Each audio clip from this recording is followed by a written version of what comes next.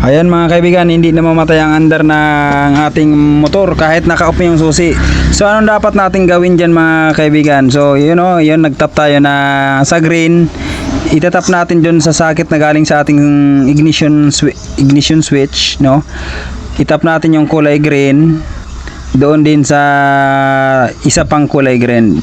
Ano ba yung kulay green? Ang kulay green mga kaibigan ay yung ground ng ating motor. So kung walang ground yung ating susian, yung ignition switch natin, hindi mamamatay talagang andar niyan. Kaya yan linagyan na natin ng wire, dinikit natin. Ayun, subukan natin paandarin. Yun, umandar na mga kaibigan.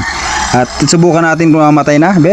Ayun, patay talaga. So ganun lang, no? Sana may natutunan kayo. Maraming salamat.